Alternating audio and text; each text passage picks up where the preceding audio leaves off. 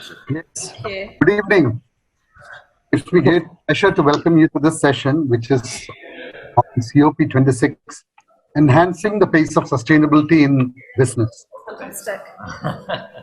We have It's a great one. representatives from industry in this particular session. Yes. I have the pleasure of welcoming Mr. Subir Chakravarti, Senior Vice President, Bengal Chamber of Commerce and Industry, and the Managing Director and Chief Executive Officer, Excite Industries, as our first speaker. But I will just introduce the names of the speakers, and I'd call upon Mr. Subir Chakravarti to speak first.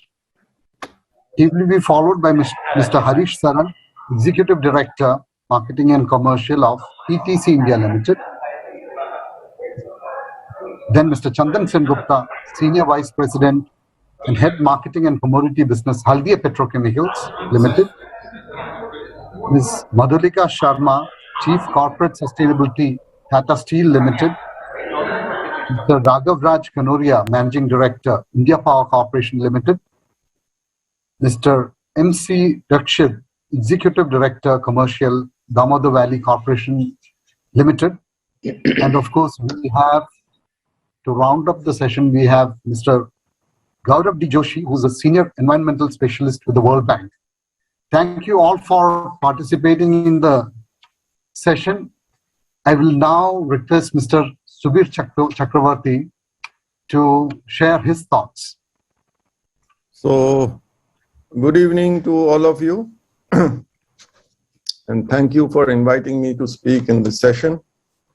So it is very heartening to see that global momentum is building up well to achieve net zero in carbon emissions, and to do so more quickly than previously envisaged. Having said that, I reckon that for a country to transition to carbon neutrality is easier said than done, as it needs to balance its developmental goals juxtaposed with its climate goals.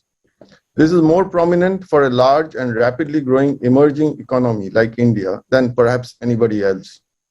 As India strives to meet its climate change goals by 2050, it faces an uphill task. It must address issues like energy transition to renewable sources, curtailing industrial pollution, and calibrated move towards electric mobility. The reality is that for a country to meet its net zero commitments, it needs to transform its economy and industries therein. With evolving regulations and growing investor pressure, businesses are increasingly coming forward with their respective net zero commitments. And this calls for changes in business models which are sustainable without hindering growth of these businesses. And this takes me to my first agenda item: what should businesses do?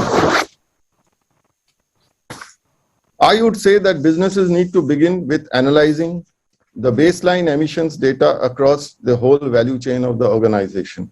This should include the data by emission sources, geographies, as well as business functions. With the baseline data at hand, it is critical for businesses to project their emissions growth. The above information should be the starting point for businesses to design their decarbonizing journeys. It is important to look at the whole value chain and ecosystem and not just the organization itself. This will enable them to plan holistic solutions towards a net zero business model. It will also take businesses to foster greater partnerships with some of the participants in the ecosystem. Startups with relevant experience and technology can be value accretive partners in this journey, and corporates need to look at this dimension closely. Recalibration of business operations and processes will be key to mitigate emissions in the first place. World over, corporates are now reassessing their business travel requirements. Air travel accounts for about 5% of global emissions. Any reduction on this front will play a pivotal role in the overall reduction in emissions. The pandemic and the resultant push to a virtual way of working is already pushing corporates to rethink their corporate travel plans and expenses. Workplace changes, tools, and technologies. What can be said about air travel is equally true about our workplaces. Workplace changes, including flexible working and remote working tools and technologies, can form the bedrock of emission control for organizations. Digitizing business operations will also play a disproportionately positive role in decarbonizing the value chain. This will require businesses to work with their technology vendors, system consultants, and business managers. Any conversation on climate conservation is incomplete without speaking about clean energy generation, transmission, and eventual use. And that's my second agenda item. As a country which has been traditionally dependent on fossil fuels, it is heartening to see India racing towards its commitments under the Paris Agreement. The same is a result of sustained policy focus and participation from the industry on areas like renewable energy, enhanced energy efficiency, water efficient processes, green mobility, land afforestation, waste management, and recycling. Energy efficient technologies will play a key role going forward in determining our energy requirements as we stride towards double-digit growth. These technologies will include smart home technologies, technologies used in smart energy neutral buildings, new interior and exterior lighting technologies, and sensor-based consumption mechanisms. The above will require technology innovation as well as capital. It is hence important for the governments, both central and state, to play the role of policymaking and facilitating investments in these areas. We at Excite are a responsible corporate and are committed to drive positive change by inculcating sustainable practices across the organization. To achieve energy efficiency, we have created an energy management cell which aims at minimizing the effects of climate change by reducing emission of greenhouse gases. We reduced energy consumption by 1.4% and fuel consumption by 5.9% for the year 2021. We recorded green energy consumption of 15% during the year and have also implemented off-site solar generation and rooftop solar installations. My third agenda item is with respect to a specific sector, building and construction. Building and construction industry in particular is responsible for approximately 40% of all carbon emissions in the world and hence provides the single largest opportunity for reduction in energy consumption and GHG emissions. Currently, buildings in India account for around 1/5 of total CO2 emissions and nearly 33% of the nation's energy use. The building sector continues to be also one of the largest consumers of natural resources and is expected to emit 7 times more CO2 by 2050 as compared to with 2005 levels. India's potential to save on carbon emissions in this sector lies in the buildings that are yet to be built. Estimates tell us that about 70% of India's 2030 urban infrastructure is yet to be built, implying there is significant scope to save embodied carbon emissions. The emissions from the full life cycle of building materials. In India, the real estate sector is responsible for most job creation and GDP multiplication, driving the economic growth in the country. It will take multiple stakeholders, designers, investors, manufacturers, government and researchers across the whole value chain to accelerate decarbonization in this segment. We also need to ensure reuse of existing assets, promote renovation instead of demolition, and see new circular business models that reduce reliance on carbon-intensive raw materials. Next on my agenda is an approach that is gaining significant attention these days from the perspective of green, sustainable, and resilient growth, nature-based solutions. Rightfully so, as some of these solutions can also help address other global challenges like poverty and equitable growth, and that too in a cost-effective manner. For example, the report by Global Commission for Adaptation notes that the cost-to-benefit ratio of preserving mangroves is up to 1:10 in terms of avoided losses from coastal flooding and non-market benefits associated with fisheries, forestry, and recreation. However, in practice, nature-based solutions still remains largely scattered and sporadic over the years, mainly due to lack of data, non-availability of adequate resources, limited commercial prospects, and continued overexploitation and destruction of natural ecosystems. It is time we build a knowledge base and research evidence, particularly on how these solutions can help address climate risks and contribute to mitigation and adaptation efforts, move from pilots and be scaled up to cover wider geographies. Scientific research, economic assessments, and strategic implementation will go a long way in scaling up these solutions. One of the main areas of nature-based solutions is water security. There is a need for large-scale water security projects for revival and recharge of water sources and related areas of sustainable land use and restoration.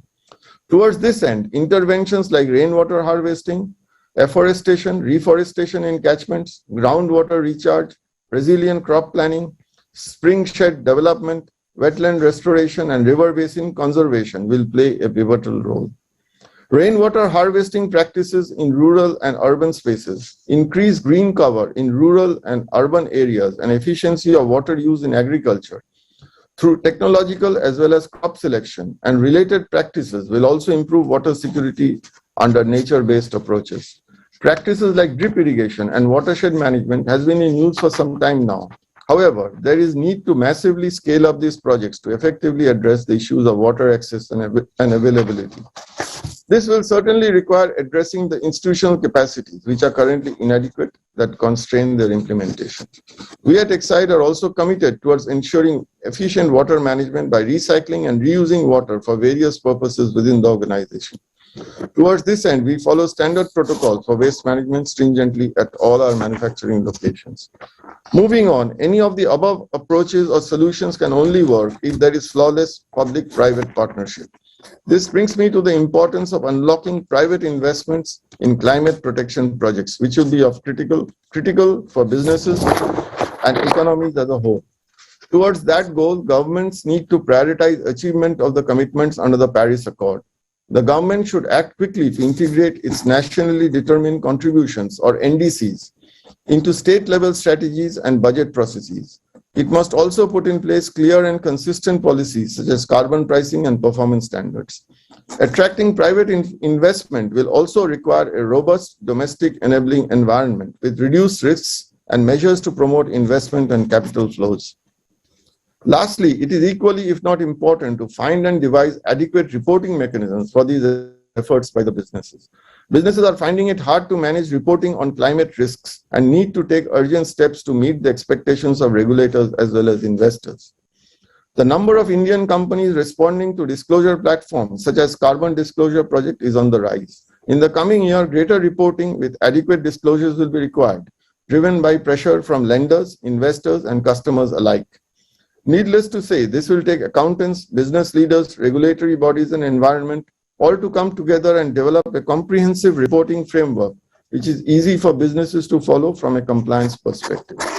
In the end, I firmly believe that the forthcoming COP26 at Glasgow in November 2021 presents an excellent opportunity for countries to recalibrate their current level of preparedness, their action plans, and their commitments. This will not be easy, as it will take a lot of stakeholders to work closely, and needless to mention, shall require relentless efforts from each one of us. Thank you all. Thank you, Subir. That was a comprehensive overview of actions that industry needs to take to address the challenges of COP26. COP26 has the objective of securing global net zero by 2050 or earlier and limiting the global temperature rise to 1.5 degrees. And this cannot be done without the initiative and active participation of industry. And that is what we want to address through this session. I will request the speakers to limit their comments to 10 minutes each, and at the end we will have so that we'll have time for some Q&A. I now invite Mr. Harish Saran, Executive Director, Marketing and Commercial, ETC India Limited, to share his thoughts with us. Thank you, Mr. Abraham. Good evening, fellow panelists and ladies and gentlemen. Mr. Subir has covered a lot of details on this topic, but certainly I will limit myself to the area where we are working. So as all of us know that 5 years have passed since countries including India agreed for their own nationally determined contributions, and it's high time global community need to take a view on the progress made during last 5 years and also assess the adequacy of efforts towards minimizing climate change and its impact thereof. While in a global setup, there can be different observable patterns of climatic change, varied impact of these into the businesses and narratives to control through our internal targets and achievements. I feel that entire philosophy of climate change and its impact will work on the basic principle of reduce, reuse, and recycle in uses of resources and adaptation of our business processes for these changes. PTC as a service-oriented company, which is basically trading electricity, which is again predominantly led by fossil-based sources, like the power which is available from coal-based thermal power plants. There is a structural limitation in making power available to all. This gets compounded with the technological limitation in making renewable power available round the clock. As we all know that wind or solar, they cannot substitute as a resource for round the clock power. Still, as a responsible corporate, we continue to invest heavily in making the power delivery cycle follow reduce, reuse, and recycle principle. Our consultancy business on energy efficiency solution has played a vital role in reducing our own electricity consumption by 30% with their suggestions on reducing the energy demand without affecting our productivity. While industrial processes may need to adapt to their specific requirements to reduce their energy requirement, the cardinal principle of saving energy demand will go a long way in delaying the climate change. We as a corporate has been championing the adoption of green energy in energy basket, and as early as 2016, PTC signed PPA of almost 1050 megawatt long-term for a period of 25 years with different wind projects from 5 different developers. Although there was no national level average power purchase cost available because it has been started very recently, but seeing the trajectory of APPC, it will be safe to assume that discovered wind energy tariff was few paise higher than conventional thermal power. The utilities have done their part. Now my considered view is that industries may become a big demand driver for green energy if they also start adapting to the imminent changes and ready to pay some premium towards sustainability of their business ecosystem. Further, a very important point, we also need to understand that a country with 130 plus crore population will be deprived of basic living standard if an impractical mitigation plan is pushed over on us by global community. We have to be very practical. Thank you. These are my views. Thank you very much.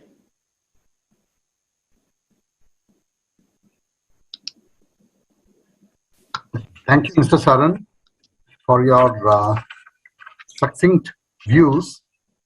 You have talked about the use of the 3 R's for, not only in terms of the company's resources, but also in terms of its processes and the need for appropriate mitigation mechanisms that are suitable for the country. I now request Mr. Chandan Sengupta, Senior Vice President and Head Marketing and Commodity Business of Haldia Petrochemicals, to share his thoughts with us.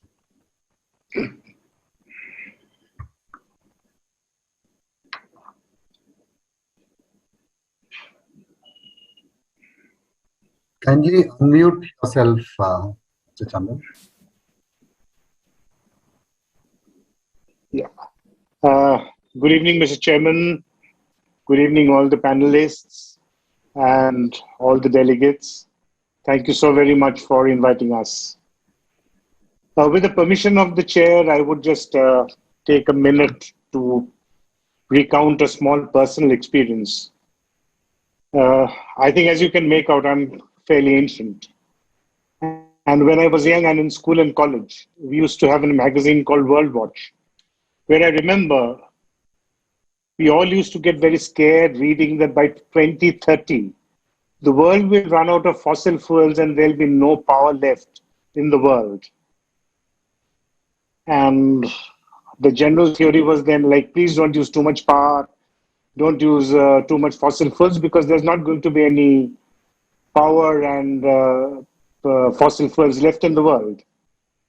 Now in 2021, we are trying to figure out how to reduce the use of fossil fuels. So to that extent, I think we have completely come a full circle.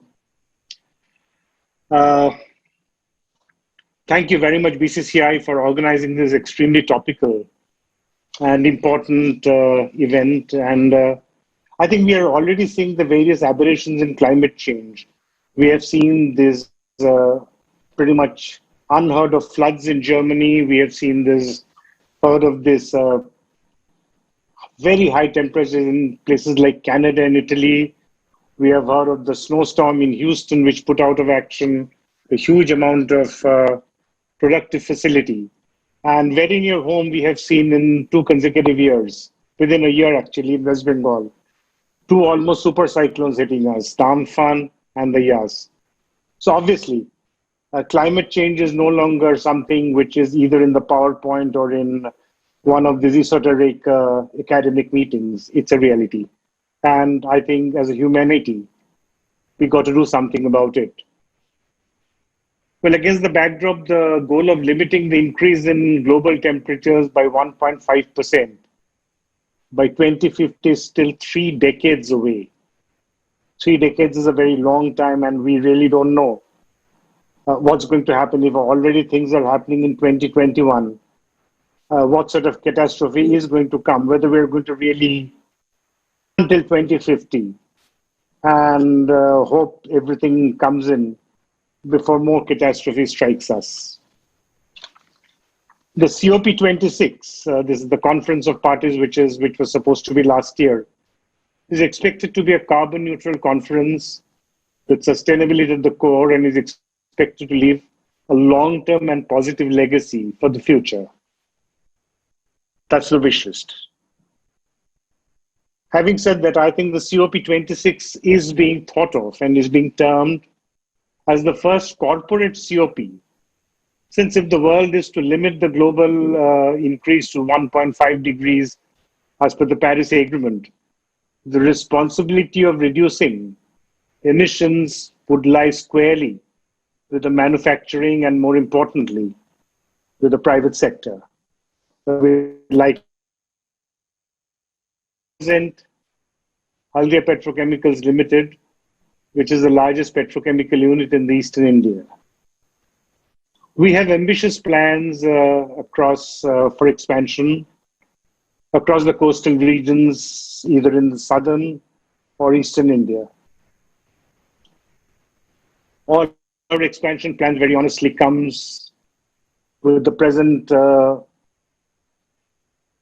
thing we deal with, which is hydrocarbons. And by definition, hydrocarbons include carbons. So I think there would be a lot of you who would be thinking that in a net zero carbon thing, why on earth have you gone and invited a company which is dealing with hydrocarbons, which at the end of the day has carbons in it, and how exactly we fit in there? And that's what I'm going to take the rest of the time, which will be as allotted by the chairman.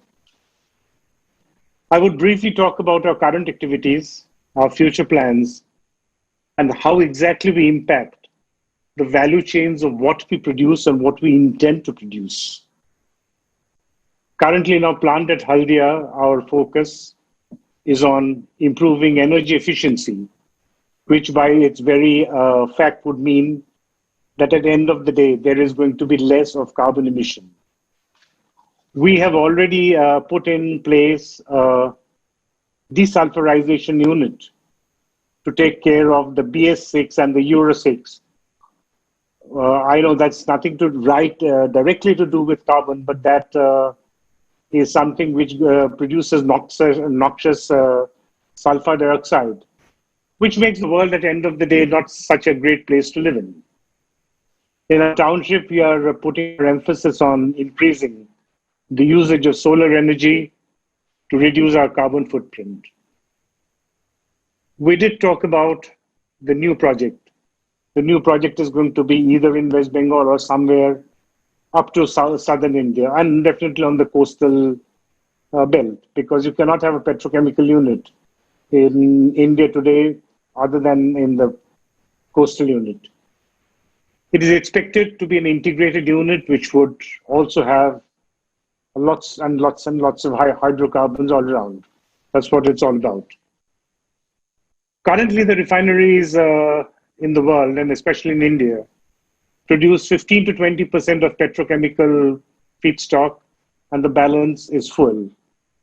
We are actually looking for a technology which would produce much lesser of fuel oils and maybe 60 to 65% of petrochemical feedstock, which is again hydrocarbons and which includes carbons. But in the first stage, what we are going to do is we are going to reduce 35 to 40% of emission, which otherwise the fuel oils would have emitted to the atmosphere, stage one. In our proposed project, we are going to use more of solar energy and wind energy since we would be in the coastal region. And we are trying our best to use more and more of blue hydrogen rather than, well, let's not talk about green hydrogen, let's be honest. We are in business and green hydrogen today is not so economically viable. So we are looking to use more and more of blue hydrogen. And what are we going to produce out of the 65 or 60% of petrochemical feedstock? We are going to produce what is known as polymers, or generally known as plastics.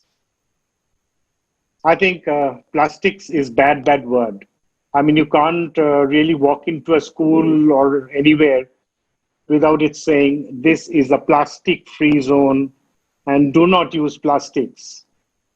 So we at times we feel like we are some sort of a criminals in the industrial world because we make plastics. Honestly, we are not so bad as you guys think we are. We, of course, make plastics.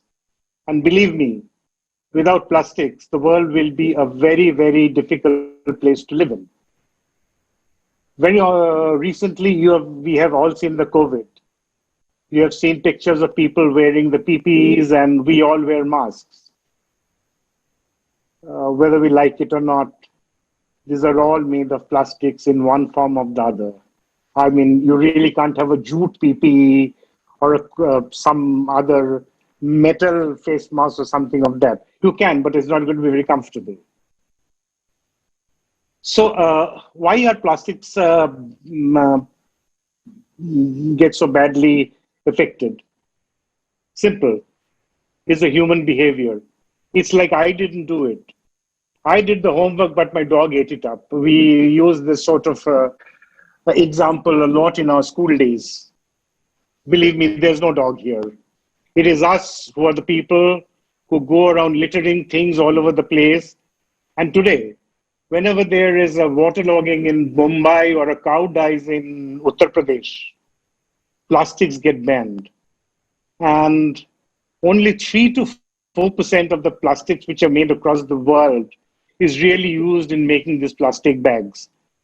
So I think let us not throw the baby along with the bathwater. I mean, I think that's going to be rather ridiculous. I don't know whether the managing director of Excite is still there. We talk about the electric vehicles.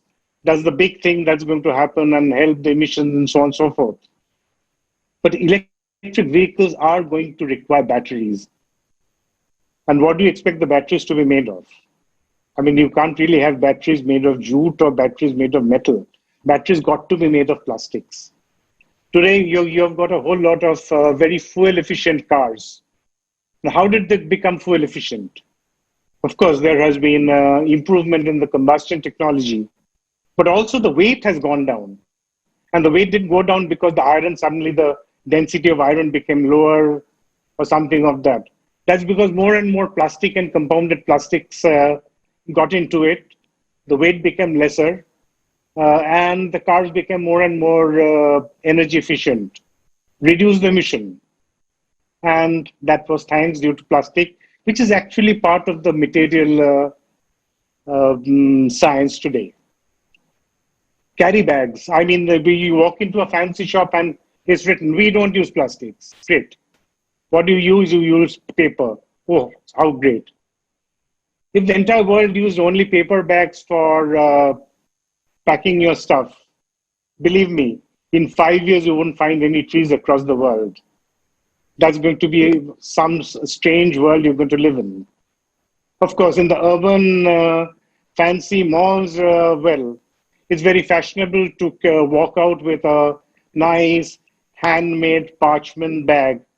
It's not going to suffice the 140 crore population of India also. We don't honestly have so many trees. Even otherwise, the COP26 sustainability governing principles say promote use of responsible sources and responsible resources across the value chain. Great. Today, if you're going to pack 500 grams of coffee in a glass container, it's going to weigh 500 grams. If you're going to pack 500 grams of coffee in what we call the tin, actually it's not tin, that's actually galvanized mild steel, it's going to weigh 180 grams. If you were to pack 500 grams in a plastic laminate, it's going to weigh 12 grams. And in terms of the energy which will go in, glass would require 1600 to 1700 degrees to melt. Steel would require 12 to 1300 degrees. I'm sure Abraham would know much about steel than I would to melt. Plastics, on the other hand, would require, depending on what you're using, 160 to 220 degrees. Just figure out how much energy you're going to require to pack 500 grams of coffee. And that is where I think what the hydrocarbons and carbons is all about, to use whatever resource we have much more efficiently and be more responsible in our behavior. Let us not just say just because you're using hydrocarbons or carbons, they can actually help in making the world a better place. But because believe me, there is not enough more energy efficient materials around. As a company, we are fully conscious of what we have to educate our customers and vendors. And one of our major activity over the next 5 years is to work with our customers and see what the gentleman before me talked about, the 3 R's, how to reduce the weight of the various items for packaging. And we are working with 2 very major FMCG companies in Calcutta. Unfortunately, because of the non-disclosure agreement, I can't be revealing their names, as to how they can reduce and use the more reprocessed materials and use lesser of the virgin materials. And so that even the customer is not affected. It is safe as far as the health and other factors are concerned. I think it is going to require a lot of the corporate initiative to really ensure that we use lesser carbon, use it more responsibly, and create awareness all across. We make plastics, but we are not really so bad guys. We are also equally, I should say, aware of the responsibilities as a corporate citizen, because we are going to stay in the same world as non-polymer guys are. Because at the end of the day, we are world citizens. And believe me, we are going to fulfill our responsibilities as a proper corporate citizens. We are going to use carbon. That's our business as a part of hydrocarbon. But we are going to ensure that people use it responsibly and make the world a better place for everyone to live in. Thank you so much for a patient hearing. Jai Hind. Thank you, Mr. Sengupta. And I think you have ably defended the hydrocarbon industry. And we realize now that it's not as bad as people make it out to be. Thank you so much. And some industries have the reputation. For example, the cigarette industry always has to justify its existence, in terms of other things they do. So I could empathize with you when you started, saying, what is a hydrocarbon company doing in this forum? Certain industries are known to be energy guzzlers. Steel industry is one of them. But a lot of wonderful work has been done by companies all over the world. And we are proud that Tata Steel is one of the companies that have taken the lead in many areas in the areas of sustainability. And I'll now invite Ms. Madhulika Sharma, who's the Chief Corporate Sustainability of Tata Steel, to share her thoughts with us. Good evening, and thank you for inviting me to this forum. And good evening to all my fellow panelists. It was very interesting to actually get all divergent views, because I will also probably defend probably try to defend some part of the steel, sector's challenges that we face. So I'll not go into, COP26, Paris Agreement, etc. I think the context has been set very well in this forum as well as in the earlier talk which was there. So I'll start with the steel sector. So steel sector globally will account for about 7% of greenhouse gases emissions in the atmosphere, and in the heavy industry sector, that's the largest contributor. Of course, power sector and the transportation sector takes that lead. Having said that, if unfortunately we are termed as hard to abate sector, because for us the carbon is not a fuel requirement, right? It's a part of our process requirement, because in the furnace there's a chemical reaction which is reducing the ferrous or the ferric oxide to pure iron, and leaves behind carbon is a reductant here, and leaves behind carbon dioxide, carbon monoxide, and that is how it's our footprint. And if it's a process requirement, and this process of making steel, it has been there for long, and it has been perfected for last 200 years or so. And the alternative to carbon for actually being a reductant is, as of now, probably technologically not feasible, as well as commercially not viable. However, there is a lot of work which is happening in making hydrogen as an alternative. And we hear a lot about hydrogen. I think only on this Independence Day, I think Prime Minister Modi has made hydrogen, which will not only be an answer to a sector like steel, but I think also answer for other sectors like cement, etc. So that is our challenge. We are hard to abate sector. I think even if we become the most efficient plant, we use the best raw material, we'll still have a footprint, which is in a typically benchmark, blast furnace route of steel making. It will be about 1.8 tons of carbon dioxide per ton of steel. So having said that,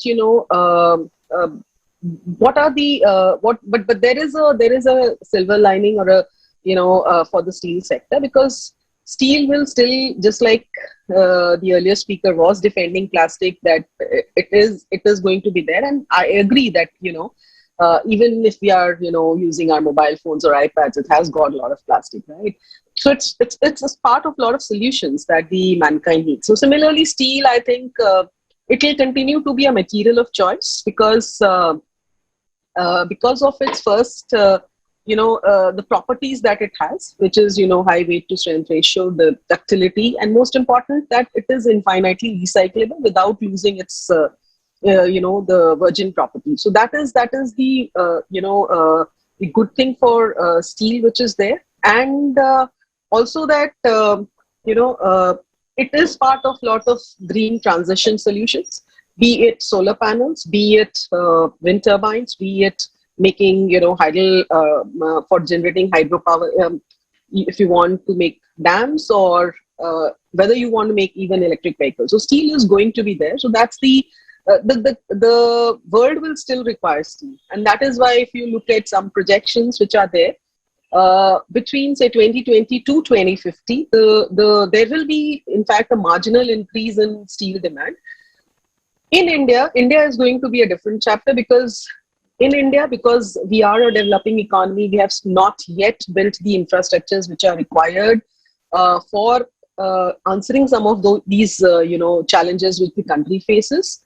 The steel demand is going to increase by 3 to 5 times. So our current share in the global steel production is about 5%, and it is said that by 2050 it will grow to 20%. Whereas China, which is the largest steel making capacity, there the demand is actually, or the production capacity is actually going to contract significantly, and that place will then be taken by India.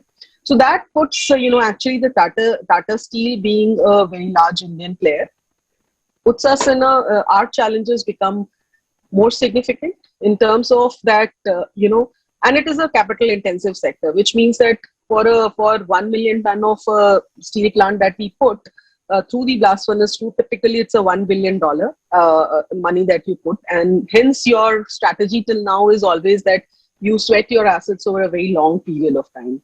Now, if the steel demand is to grow, and being a flagship, being a oldest steel company in India, of course, our ambition is, and our rightful ambition is, to at least defend our market share in this growing market. However, the dilemma is that we already have a 20 million ton of steel capacity in India, and we want to be a part of this story, which means we have to actually double our capacity in next 10 years. So we were a 2 million ton plant for about 100 years, and then we added this capacity in last 20 years. And then now in 10 years, we want to double this capacity and become a 40 million ton plant. So the dilemma or the challenge for us is, or I think for any other Indian steel plant, is that with your limited resources in terms of, because steel is also a cyclic industry, while, recently we have made very good profits, but it's a cyclical industry and there are upturns and downturns in the business. So where do you invest your money? Whether it is on the transition of your existing assets, or it is in the development of new technologies. The other point I'll also like to make is that we also have a European operation, but for them the challenge is to just transition their existing asset base, and hence most of their energy and resources is focused on that. But for us, it's not only transition of our existing base asset, but also to put in new asset, and hence the resource allocation is an issue, and which technology to adopt, because the technology alternatives like hydrogen, they are at a very low technology readiness levels, and there are some pilots which has happened. There has been a lot of news in last week about SSAB producing the first green steel, etc. But it's at a very low scale, low level of readiness, and it requires a lot of enablers, which I'll talk about. And hence the new capacity that we have to put, which technology do we adopt? If we go for the traditional route, then we have an added asset which we have to either create a transition plan or have a huge risk of being stranded assets, and all of this requires a lot of money, right? As I said, anyway, steel is a capital intensive sector. So how do you get this money? So this is our book of challenges for the steel sector, especially operating in India.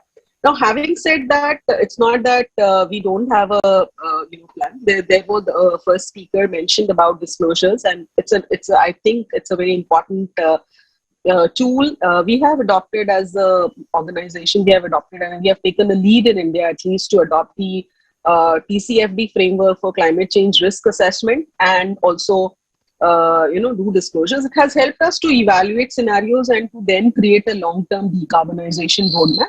We have made it into horizons. We have a short-term plan, which is for us, short-term is 2025. There is a medium term, which is 2030. So we have a very clear sight of action for the next, 7, 8, 9, 10 years. And then we have a roadmap which says that it hinges more on scenarios, which is largely based on how the policy is going to, evolve in the country and how the technology is going to evolve. Policy is a very important lever because, see here, if I start putting resources and I put tomorrow, there's a known technology which has got a reduced carbon footprint, which is gas-based DRI, but that is about 1.5 times the steel produced will be about 1.5 times expensive. Other thing is India is not, availability of gas is not guaranteed in India, and it's not, to create that supply chain itself is a humongous task. But I don't get as a producer, I don't get a first mover advantage here because steel at the end of the game is a commodity. The floor prices are set by, the global trade. It's globally the most traded commodity. It doesn't have any color, or smell or taste that you can differentiate a product. So our competitors, if they are not putting the end consumer, is not actually understanding that it has come through a more greener route. So there is a need.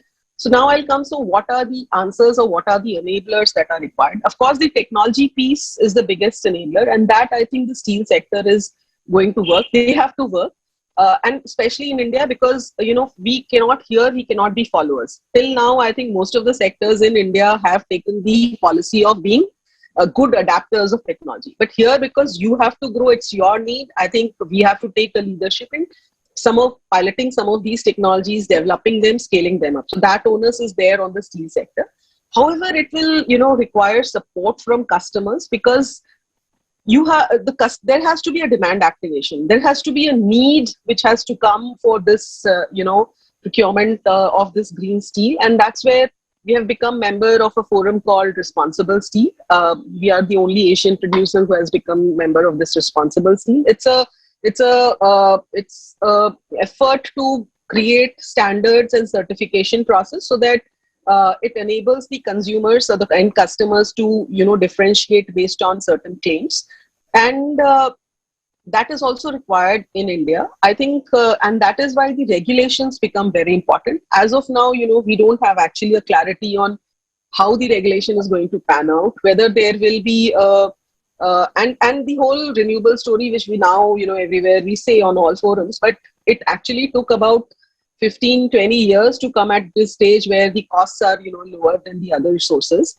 And there were, policies of subsidies for the producers and, certain from the consumer side, there were like RPO obligation, etc., which was put. So the demand was created. And I think something similar is required for sectors like steel to actually create that demand. And then, of course, all of this requires a lot of money. I don't think the steel sector globally has the wherewithal to actually finance the whole transition. And that is where I think, again, regulations and help is required from policymakers to ensure that this sustainable finance or the green finance, which is being talked about, starts flowing into these sectors, which are going to be the backbone of the Indian economy, right? And on top of it, I think a lot of collaboration required across stakeholders to actually make it happen. Because even if it's hydrogen, I think, I don't think the steel sector will have the wherewithal to create a supply chain of hydrogen. Hydrogen inherently is it's a hazardous material to be transported. So you need to bring in a lot of players in this sector to actually make it happen. And the time is very limited. So, I heard part of Ms. Sunita Narayan's, her speech, and she said that I think this is the time is very limited and we need to all come together. I think that's the need of the hour. This decade has been termed by United Nations as a decade of action. I guess for the steel sector, this 5 to 10 years is actually for the Indian steel sector. It's a definitive, moment. And it can create or, destroy the sector in the country. I think every one of us wants this sector to actually flourish, and we have to start taking these leadership positions on some of these subjects. And the other thing is that, but steel, again, when we were, I had joined this role when COP21 had just happened. I mean, at that point of time, the more talk was on renewable, on power, etc. But in 5 years, I've seen the whole tone and the tenor and the subjects have changed. People don't talk about power anymore because that's probably the answer is there. But steel has certainly taken center stage, as a run-up to COP26, as part of the climate group. There are a lot of events which are happening where we are doing some side talks. But so steel is taking that space. I hope we materialize, and probably when we are doing the next COP, we will be saying that we have already found solution for steel. Let's move to some other sectors. That's the hope that I'm carrying, that this COP is going to do to the sector like steel. So with this, I'll end. I think I have used all my 10 minutes. Thank you once again for giving me this opportunity. Thank you, Madhulika, for a very interesting talk. And as you mentioned, in COP21, the discussion was more about the power sector. And the two speakers that are coming next are both from the power sector. And I think we'll also get to know some of the progress that has happened in those areas. So I have the pleasure of inviting Mr. Raghavraj Kanoria, Managing Director, India Power Corporation Limited, to address us. Thank you, Mr. Stephanus. Thanks a lot. It's a pleasure to be here at the 14th Environment and Energy Conclave. Especially a privilege to be here on this panel amongst such distinguished, experienced guests from all sectors, energy sector and various other sectors. I'm glad to represent India Power Corporation in this session. IPCL has been a part of the power sector for more than 100 years and is present across the entire value chain, from power generation, both conventional as well as renewables, power transmission, power distribution. And, we have seen the transition which is going on in the power sector. This is one of the key sectors, and we've seen dramatic structural changes which has happened in the last decade or so in order to bring down carbon emissions. Sustainability has been a major focus for almost all governments and companies in the power sector, with almost all new investments in generation coming in the renewable space. In India, for example, more than 75% of new investments in generation is only in the renewable space. And associated downstream investments in power transmission and distribution are also centered around how the large amount of renewable power can be integrated into the grid. However, it's very relevant because the energy sector contributes more than globally, the energy sector contributes more than 70% to the overall carbon emission, and out of that, the power sector has the lion's share. So it's one of the key contributors to carbon emissions, and therefore the focus of governments, companies are well placed.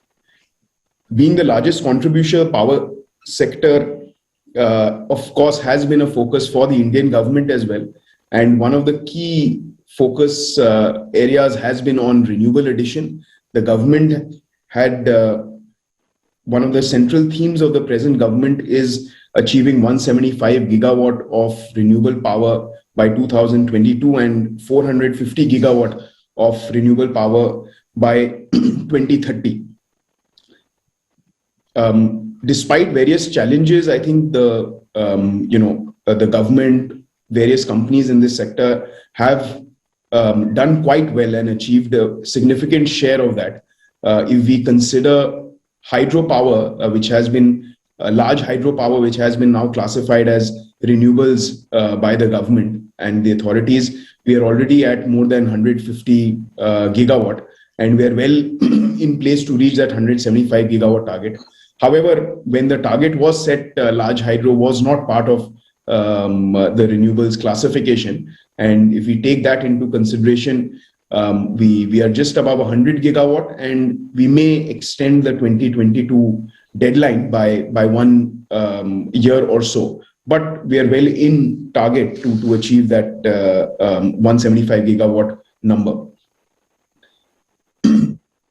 I feel, however, to accelerate the pace of decarbonization, we have to look at the coal generation sector very closely, even though I think, as various colleagues have mentioned in the past, that it's not one of the very investor friendly, or, it's not a very, very good term, coal and thermal plants, but however, it's the reality.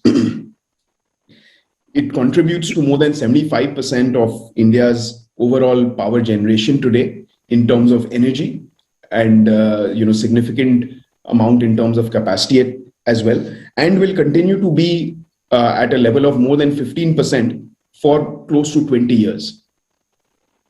So we need to make thermal plants cleaner, more efficient, and viable.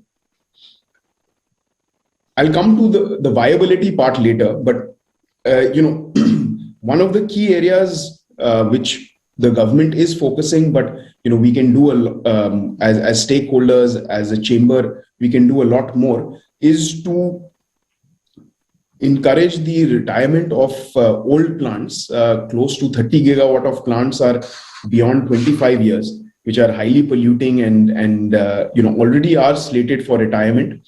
But there is a lot of effort which can be made to retire these plants earlier, which will end up saving more than 50 million tons, estimated 50 million tons of coal annually. This will also help newer plants invest further in their emission control equipments. Today, I think one of the main challenges for the coal power sector is that the utilization factors have been in the range of 50 to 55% for the last few years, and expected to be in the same range, which makes the viability of this sector a big question mark. If this sector is not viable, the larger plants and newer plants are unable to invest into emission control equipments, which are required to make them more environment friendly, to cut down SOx, NOx, carbon emissions. An estimated 80,000 crore or $10 billion is required to comply with the latest round of emission norms.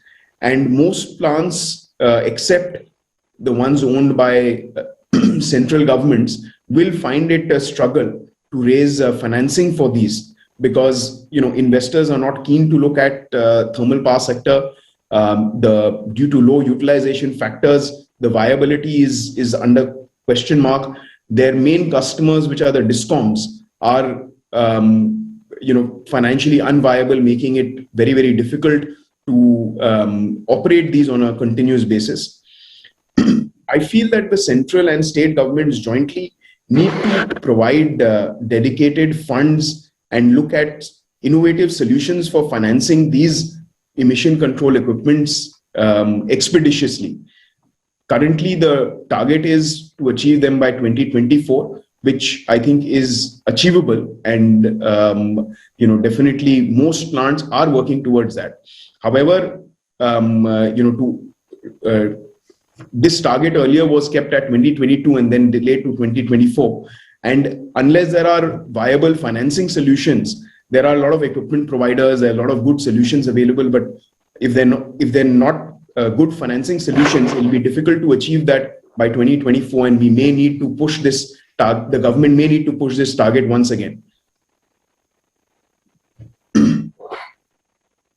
I think, as I said, that they will help. Some of these measures which I mentioned in the thermal power sector will help reduce coal usage substantially, and also the emission control equipments will help reduce SOx emissions by more than 80%, which is very, very substantial. Another key area in the power sector which has been a focus, and I think each and every one of us have been hearing for a very long time, is power distribution, which is the key link in the entire sector. The last 10 to 15 years, the government has focused on improving access to electricity, the quality of supply, which is 24/7 supply, and reduction of AT&C losses. Due to the inefficient state-owned discoms, the AT&C losses are still quite high and are in the range of around 20%, whereas most countries operate at on an average at 6 to 7%. Based on these some calculations which we did internally, every 1% of AT&C loss reduction has a potential to reduce roughly 10 million tons of CO2 emissions annually. This is because, of course, we consider that at least 70% of power will be for the near term coming from thermal, and each unit of savings in energy reduces roughly 0.9 kgs of CO2. So if we look at it, roughly every percentage in India translates to almost 10 million tons of CO2 annually. That means if we look at 10% reduction of AT&C over a period of next 5 to 7 years, it could lead to 100 million tons of CO2 saving on an annual basis, which is very, very substantial. What is required is attracting more investments in the distribution sector by creating innovative models for private sector participation, bringing in new technologies such as smart metering, smart grid, and of course, reinvesting in old infrastructure and networks. The government in its last budget has announced more than 3 lakh crore of investment in this sector. But, these investments have been generally every few years, the large investments announced by the government in the distribution sector. But because of the high operational losses, the ability for these discoms to reinvest into new technologies, into their network, gets limited to a very large extent. It's generally used up in absorbing large operational losses itself. So to get out of the vicious cycle, I think aggressive reduction of AT&C losses is required, and as I said, new models, more participation from private sector, and more vibrant distribution sector is what is required very quickly.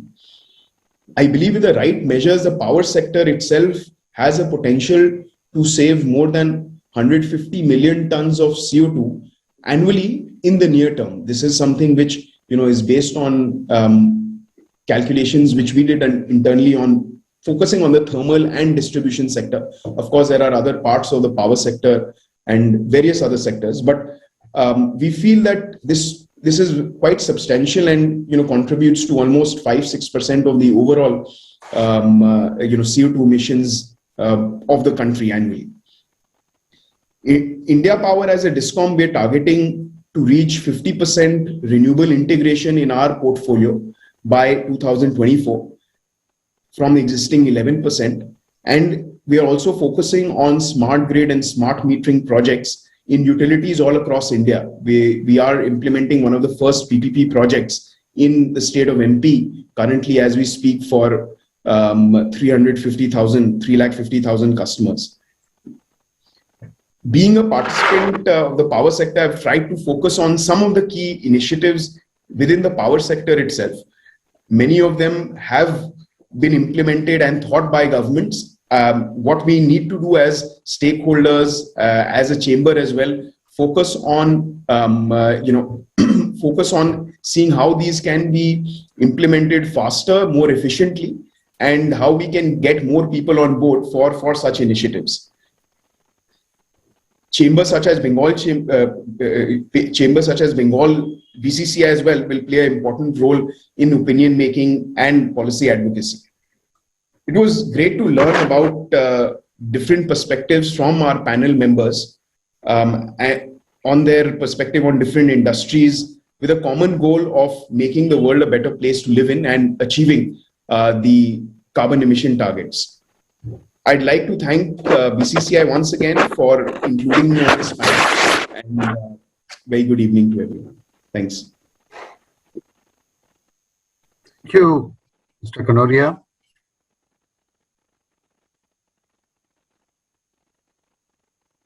You're on mute, Mr. Stefanos. I'm sorry. Thank you, Mr. Kanoria.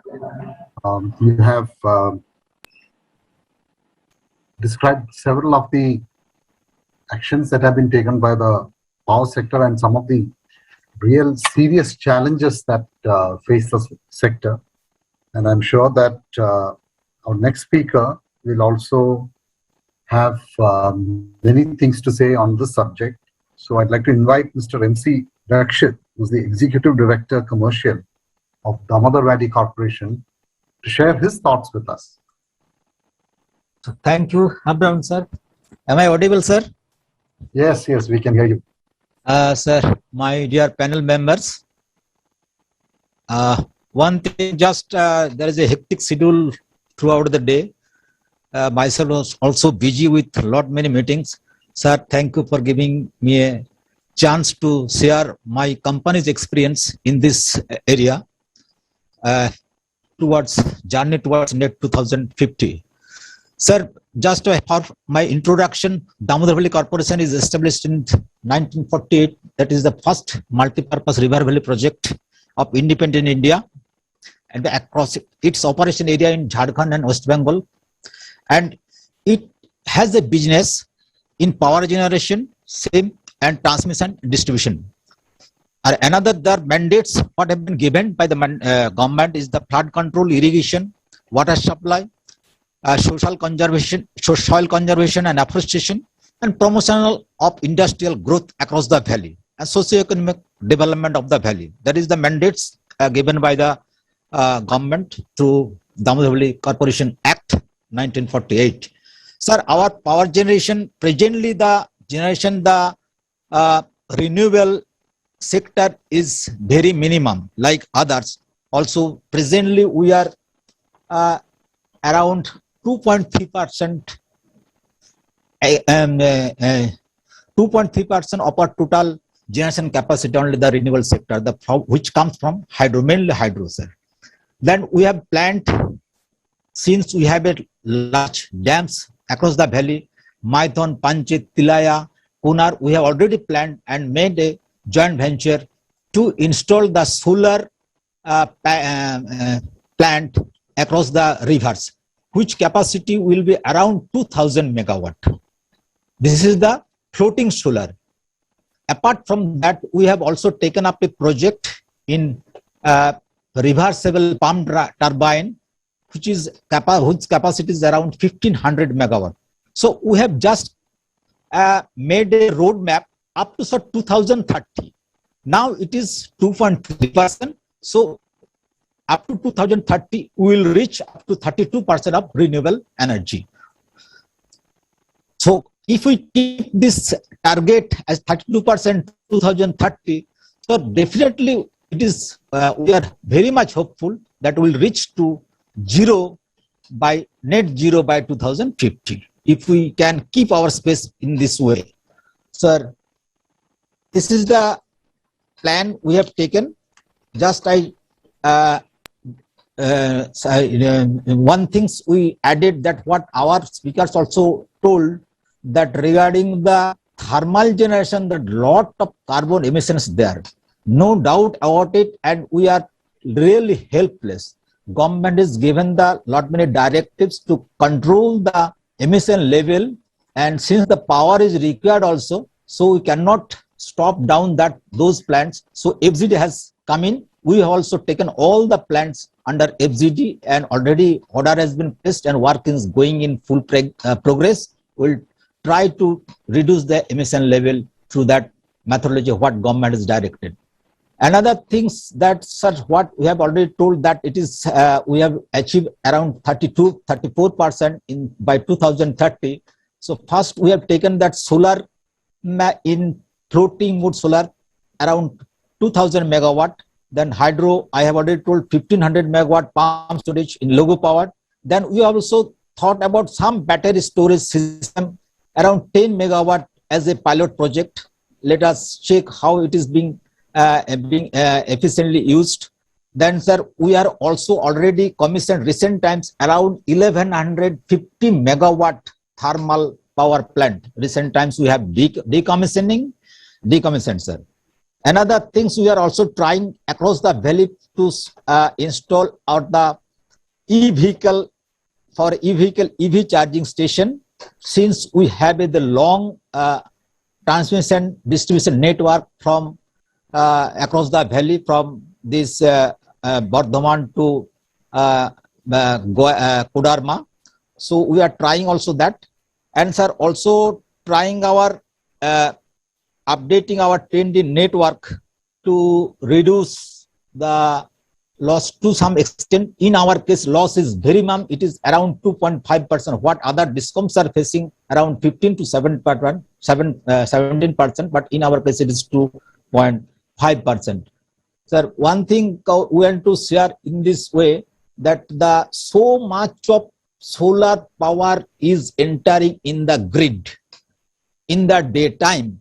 So during daytime we are forced, since it is a must run status, the solar, all the renewable energy generator are having a must run status. So we cannot stop them.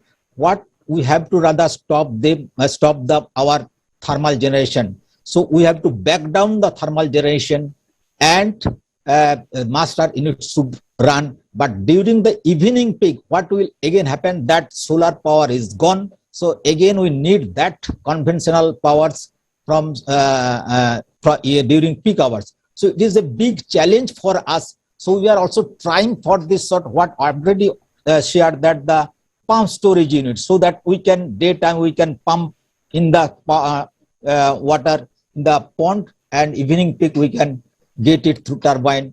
So it is a big challenge. Although we are talking all these things, but we are seeing it is a big challenge for the operators to maintain both the things, that the thermal units same at the solar and these units. So we are hopeful that in near future the storage mechanism, that battery storage like battery storage or hydrogen interrupts or whatever they are telling, that is a big technology. So unless some technology improvement is there in storage sector, it is really difficult for this type of power business to handle the total power quantum and serve the consumers to their satisfaction level, sir. Thank you, sir. Thank you, Mr. Rakshit. Actually, you had 5 minutes left, so if there are anything you want to add, you can add something more. So, nothing, sir. Nothing to add much. Okay. So we come to our final speaker of the day before we go into a Q&A or brief discussion mode. I have the pleasure of welcoming Mr. Gaurav Joshi, who is a senior environmental specialist from the World Bank. So till now we've heard from, let us say, practitioners or industry representatives, but Mr. Joshi is a specialist in the subject of environment, and we look forward to hearing his thoughts. Over to you, Mr. Joshi. Thank you, Mr. Stefanos. I am delighted to be in this distinguished panel. I've definitely learned a lot, and I thank each of the panelists for being open with their views. Where I come from to this conversation is the funder's perspective, right? We are a bank. We are owned by the 180 member countries that make up the World Bank board. And our clients are also government or entities owned by them. So at one time we were in conversation with DVC also, but essentially we lend to governments or entities which are owned by the government. So we are in a cooperative bank mode in some ways. In addition to the World Bank where I work, some of you may have heard of our sister organizations, the International Finance Corporation. I'm sure the Tatas would have heard of them. I think IPC would have heard of them or not, I would not know. But definitely Haldia, Tata, and all those would have suitors in the International Finance Corporation, which looks at our private sector financing. we have a multilateral investment guarantee agency and an international center for settlement of disputes, which I don't think are much applicable here, but MIGA will probably come into play as the conversation with the government of India is evolving these days. And why are we important? Because of two reasons. We work across developing countries, so we have kind of pieces in many pies, and we finance with long tenor, hard currency, predictable interest rates. And we also bring to the table, I believe, very good quality, state-of-the-art knowledge about technical developments. We are, of course, grounded in countries. Like I am based out of Delhi. I've always worked for the India office in the 15 odd years that I've worked at the World Bank. In addition to investments, we also do policies and program support. So there was some discussion around very interesting stuff, and I had the pleasure of being organized into a team where Rajasthan's power sector was supported for policy changes. So that is the kind of work that the bank does. The reason why I'm sharing this perspective is, unlike you all, I come to this from a very helicopter level thing, right? You guys actually get the work done every day of the week. And we come in when financing is needed or the government asks for our advice. So that is a slightly different vantage point. And I thought that this panel and the audience may have some advantage of listening to where I'm coming from. In addition, we look at climate change as a corporate priority. Some of you may already know, some of you may not. But we just announced our new climate change action plan. It covers the period between now, 2021 and 2025. Because we cover a lot of sectors, I cannot tell you how much of it will be in the power sector. But overall, we're going to put 35% of our group financing, which runs into, I think, hundreds of billions of dollars every year.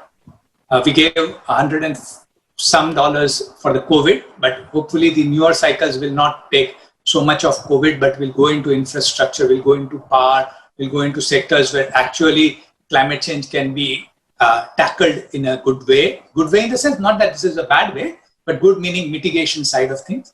And we are also expecting to support adaptation because, as many have pointed out, net zero and the attendant goodness of climate is some distance away and we will have to adapt. So half of the bank's financing, 35% of the group financing and half of the bank financing are the targets that we have taken.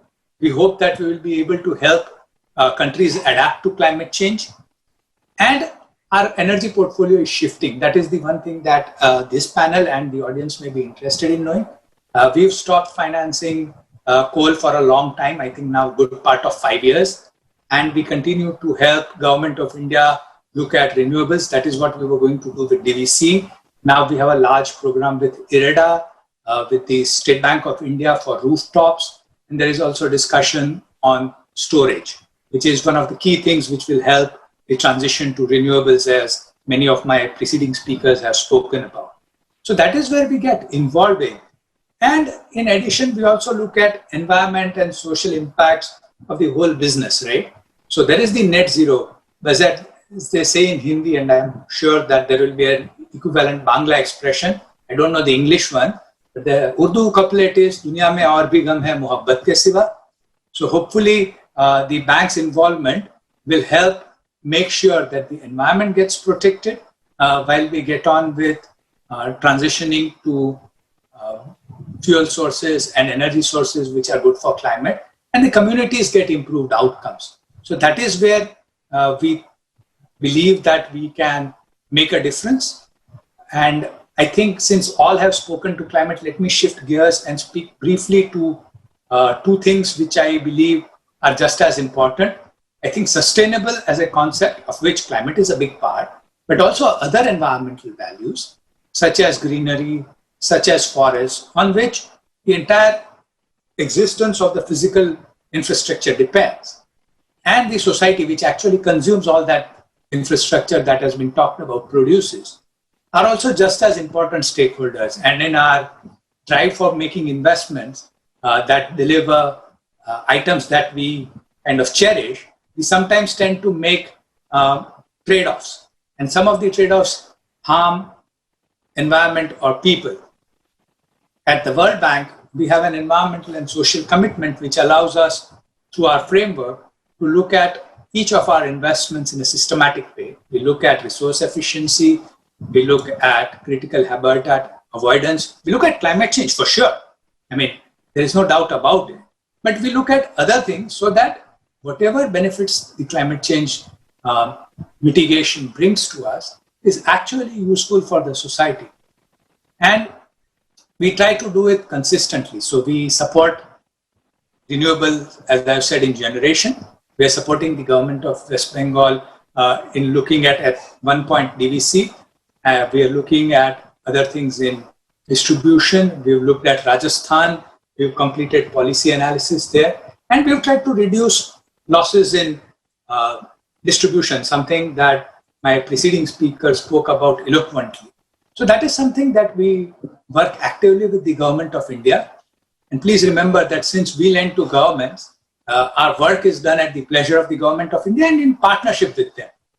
So that is the kind of work that we do. I believe that we are contributing to decelerating the growth of climate harming or climate change accelerating emissions, to use the correct term. We are helping communities better manage impacts that cannot be avoided.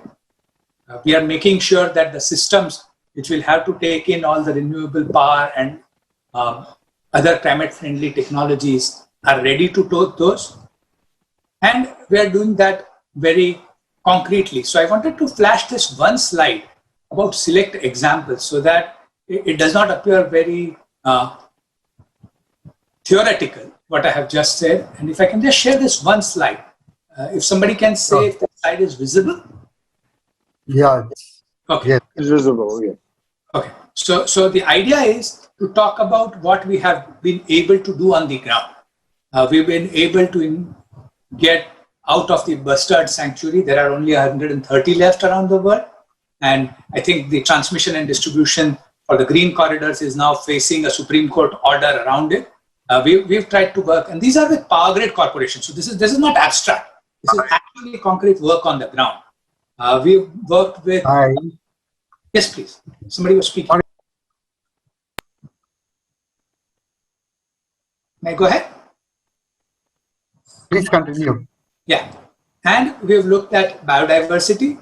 We are now looking at treated wastewater reuse. And this will probably happen in underground transmission distribution network, so that both the losses are lower and therefore there is reduced emission, avoided emission, and we are able to put wastewater to good use, which would otherwise have stressed the environment. So we're trying to do things. As I said, we also provide policy advice, and you can see here a cutout where we've worked with the National Highways Authority of India. It includes linear infrastructure of all kinds, and I thought that this was quite graphic, so I put it there. This deals with roads, but it also deals with transmission lines and bird diverters, and it talks about how lines could be taken underground. We are hoping that we will be able to reduce impacts on elephants, for example, where there are elephant corridors. We'll be able to reduce impacts on bustards. We've reduced impacts on vultures. So things like these. And that is where I think the bank has a good role to play. I think working with enlightened industrial chambers of commerce, we will be able to push the agenda both on the corporate sustainability side. And you can see one bullet around it. We worked with Power Grid to make sure that they report about their sustainability efforts and remain accountable for it, because they are looking at it with the GRI standards, right? So there is something that we are trying to do across the spectrum. We do this with power sector, we do this with transport sector. Wherever the government of India brings us as a partner of choice, we are trying to influence government to make sure that we provide infrastructure and services using that infrastructure, which are sustainable and climate friendly. I think I've taken just about 10 minutes. So thank you very much. And I was the last speaker, so I have stood between many interesting conversations. Thank you again for your attention, and happy to take any questions. Let me stop. Thank you, Mr. Joshi. Thank you very much, because you actually drew our attention to areas which haven't been spoken about before, which is the biodiversity and the sustainability aspects. And we have a little bit of time for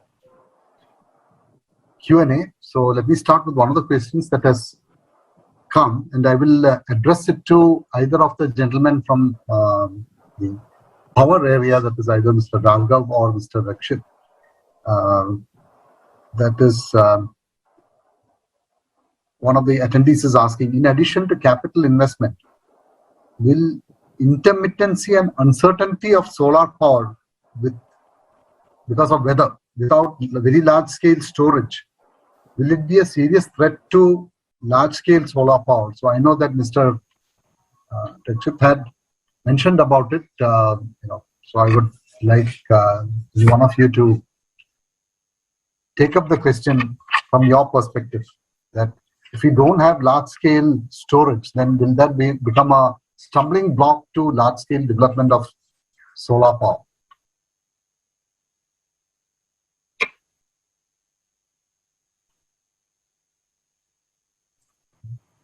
So, Raghav, would you like to?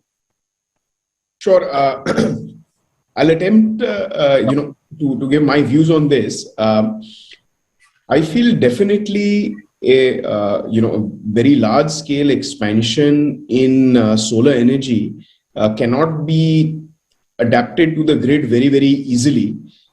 Therefore, I think the government has planned a lot of transmission capacity, a lot of expansion in the distribution systems are also happening to adapt to the intermittency, to the changes which happen on a literally minute to minute basis in the power system. So the roles of transmission grids, distribution grids are changing tremendously, and large scale solar is one, but we also have to take into account the rooftop solar, where there's going to be so much of dispersed solar generation. So distribution generation grids definitely need some sort of balancing, which currently is not available to a very large extent in India.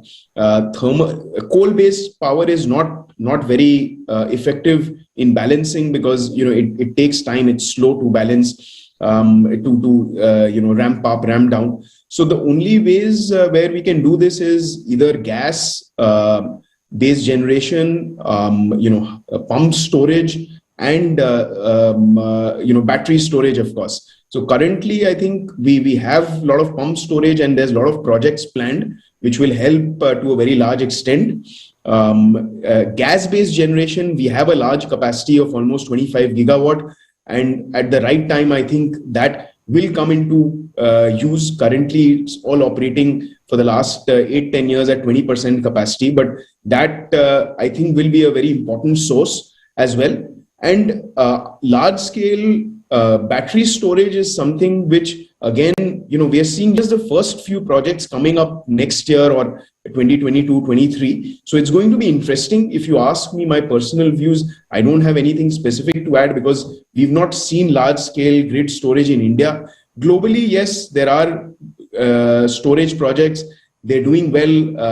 There are some technical issues. There's some commercial viability issues, but slowly those are getting streamlined. But I think pump storage, gas and gas-based generation will play a more important role in the near term. And then say 5 years plus, battery storage with more technical, with better efficiency and better commercial viability will play a more important role. Thank you, Mr. Kanoria. So if we look at the discussions that, or the thoughts that were shared here today, one thing is certain, that manufacturing industry, and especially steel sector, power sector, etc., there are serious challenges, but the industry is also looking at it very seriously to address it through various approaches. And one common thread running across maybe the use of technology, and there is serious exploration of new technologies to address challenges that specific industries are facing. So I have a question for Mr. Sengupta, who, when we were talking about plastics, there has been a lot of discussion and popular discussion about biodegradable plastics. It is still a very small, let us say, proportion of the plastic world. But could you throw some light on adoption of biodegradable plastics? Thanks, Abram. Well, yes, those are fashionable words, biodegradable and biocompostable. Honestly, very few things in this thing are really degradable. We are also talking of biofuels, biopolymers, and various other things. Now, the thing is, I mean, let's say I know of somebody in North India who's making what he's calling the biodegradable sort of utensils made out of cornstarch and polypropylene powder. It sells at a premium. It's anything other than biodegradable. And unfortunately, across the world, and whenever these sort of technologies come in, there is always 95% people trying to make a fast buck, because by the time you really figure out whether it's biodegradable or not, in all probability, you and me will be gone. Because anything which is reasonably biodegradable takes around 100 years to figure out whether it's really biodegradable. There is another thing which is called the biocompostable, which actually breaks it down and makes it into some sort of a micro powder, which is worse than like littering plastic things. Because when you go around littering these plastic bags, at least you can see by the sheer mess it creates. When is this biocompostable, it degrades into this powder, and you can't even make out, and it really gets into the soil and various other things. So as of now, yes, there's a lot of money being put into these biocompostable, biodegradable, but nothing really, honestly, to my knowledge, has really come to commercial terms. Anything which you use agricultural product like cornstarch and all, if really you were to use so much of cornstarch to make the plastic bags which people use across the world, there's not going to be much land left for you to grow the food, which is not going to be very good for the humanity, I guess. So I think, yeah, I mean, it's still in the very nascent stage and nothing really remarkable has happened. And it's far, far away from commercial, to the best of my knowledge. But yes, a lot of money is going into it. But it's a far cry by the time a replacement really happens. So I have another, thank you, Mr. Sengupta. I think that clarified a lot of things. I have a question now for Ms. Madhulika. So Tata Steel has a huge engagement with the community. And as part of COP26, one of the challenges is actually adaptation, protecting communities and natural habitats. And I think in India, there is a lot of good work done by Tata Steel. If you could share some of the highlights with us. So thanks. I'll attempt to be as brief as possible. Again, it's a subject on its own.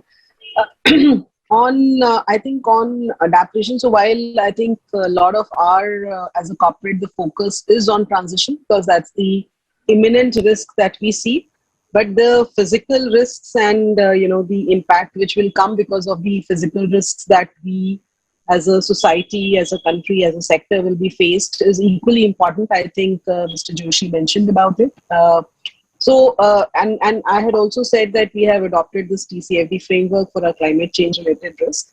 We are in the process of actually having our physical risks related to climate change assessed for our key operating sites.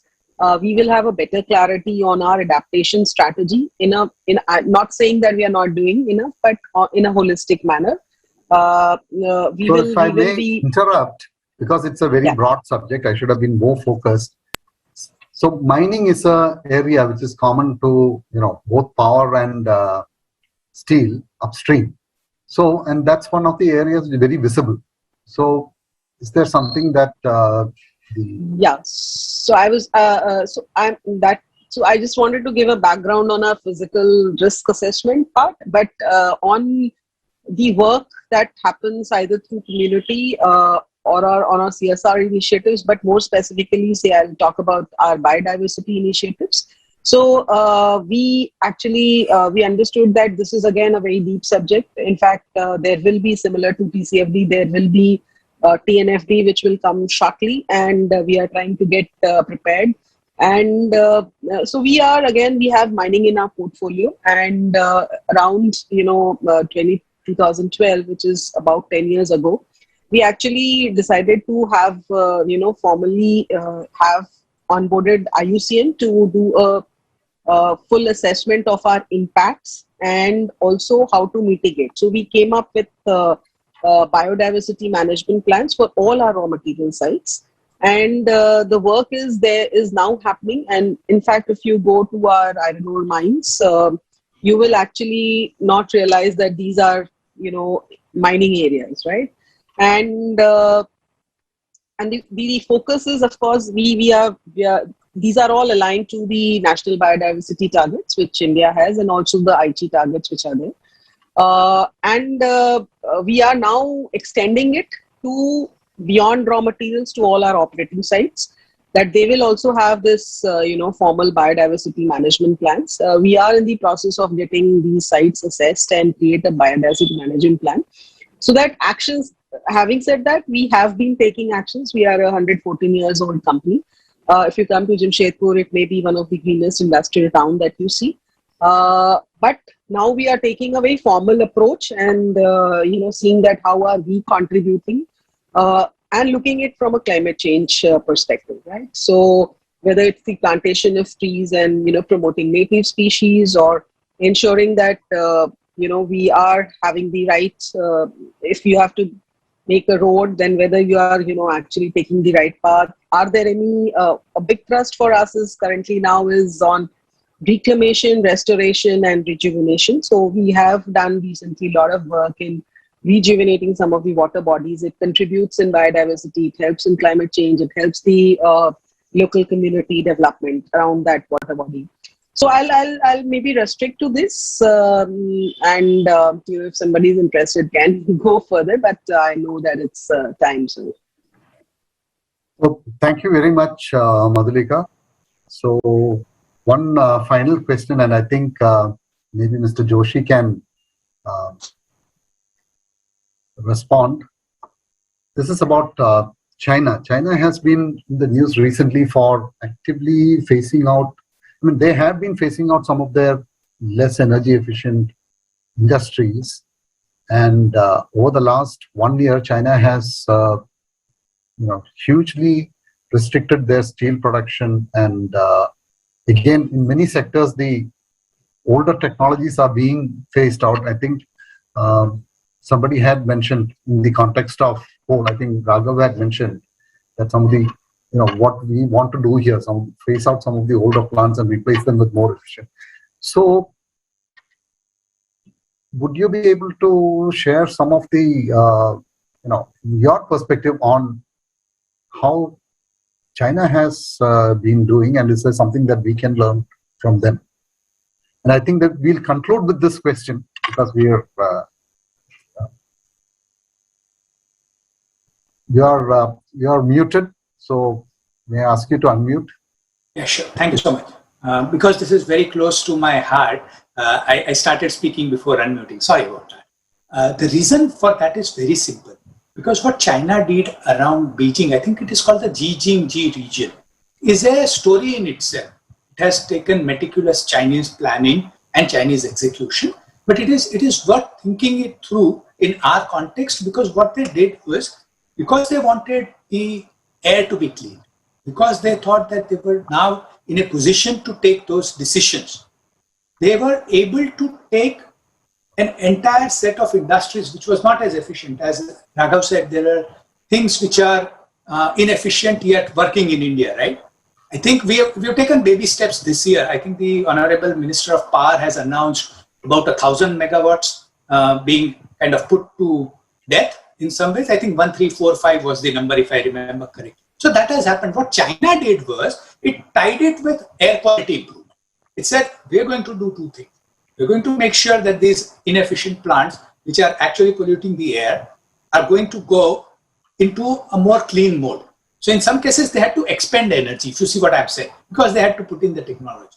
And in some places, they actually improved the technology so that they became more energy efficient, so that their emissions to be reduced came down. And that combination has helped the G region, I think, reduce their particulate emissions. And we haven't yet calculated the carbon dioxide emission reduction contributions of that. But the bank has been involved with a $500 million project. So we're talking real money, real project, real result on making sure that these energy inefficient industries become more energy efficient. Some of them have retired, like they have retired plants in India. And that combination has helped them achieve what they thought was a commensurate goal, which is get air quality. Simultaneously, they got climate benefit also. So this is how they have done. So let me stop here. I think we are way above time, but there is stuff on this all across the bank portfolio in China that you may want to talk about, and I'm happy to take any conversations offline. Thank you so much. Thank you very much, Mr. Joshi. And with this, I'd like to thank all the participants for sharing your thoughts and really bringing into focus the challenges of industry and what industry is doing. And I think Mr. Joshi has whetted our curiosity, and that could be subject for a whole seminar in itself. But I'd like to thank you once again, and thank you, Angana from Bengal Chamber, for putting it all together. So are we in a position to conclude the session? Yes, thank you, sir. Yes, we may conclude this session here. So this brings us close to the day one. Do join us tomorrow, day 2. We have very diversified sessions. We will start at 2 p.m. IST with engaging with students, children actually, on their thoughts of green planet, which will then be followed by sessions on vulnerable landscapes, renewable transition, natural gas and carbon market dynamics and green funding. So with this, we would thank all of you for joining us today. See you tomorrow.